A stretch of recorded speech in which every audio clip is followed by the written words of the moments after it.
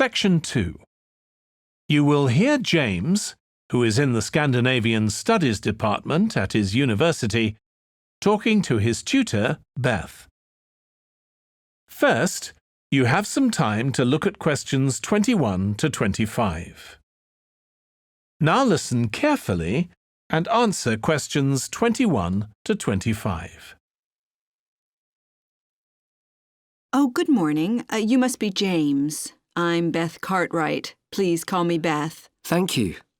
Now, as this is your first tutorial since you started on the Scandinavian Studies course, I'd like to find out something about you. Why did you decide to take this course? Well, my mother is Danish, and although we always lived in England, she used to talk about her home a lot, and that made me want to visit Denmark. We hardly ever did, though. My mother usually went on her own. But whenever her relations or friends were in England, they always came to see us. I see. So I assume you already speak Danish, one of the languages you'll be studying? I can get by when I talk to people, though I'm not terribly accurate. Now, you probably know that you'll spend the third year of the course abroad. Have you had any thoughts about that? I'm really looking forward to it. And although Denmark seems the obvious place to go because of my family connections, I'd love to spend the time in Iceland. Oh, I'm sure it can be arranged. Do you have any plans for when you graduate? A lot of students go on to take a master's degree. I think the 4 years of the undergraduate course will be enough for me. I'm interested in journalism, and I quite like the idea of moving to Scandinavia and writing for magazines. I'd find that more creative than translating, which I suppose most graduates do. Okay. Now, how are you finding the courses you're taking this term, James? Well, I'm really enjoying the one on Swedish cinema. That'll continue next term. But the one on Scandinavian literature that's running at the moment will be replaced by more specialized courses. Oh, and by the way, if you're interested in watching Danish television programs, there's going to be a course on that the term after next. That sounds good. Have you started thinking about the literature paper that you have to write in the next few weeks? Yes, my first choice would be to do something on the Icelandic sagas.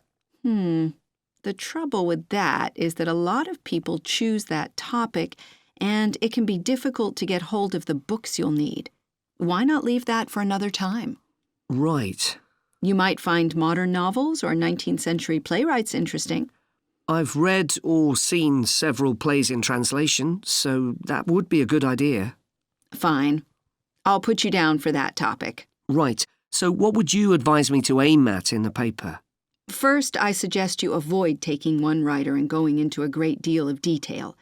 That approach certainly has its place, but I think you first need to get an understanding of the literature in the context of the society in which it was produced, who it was written for, how it was published, and so on. I also think that's more fruitful than placing it within the history of the genre. Okay, that sounds reasonable. Before you hear the rest of the discussion, you have some time to look at questions 26 to 30.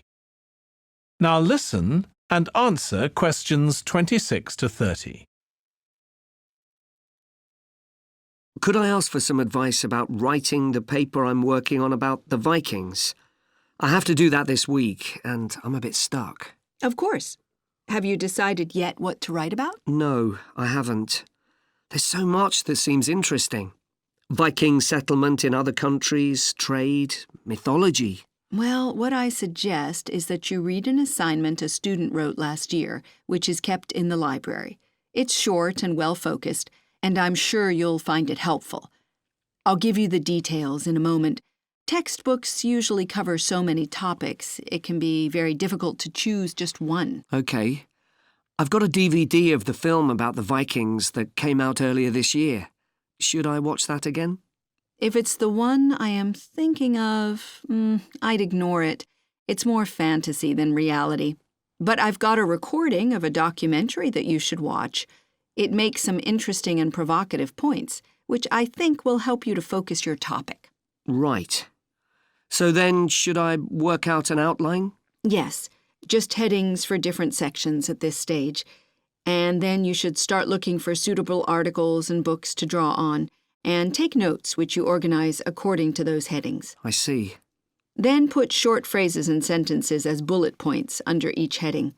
Make sure that this skeleton makes sense and flows properly before writing up the paper in full. Okay. Thanks. That's very helpful. That is the end of section 3. You now have half a minute to check your answers. Now turn to section 4.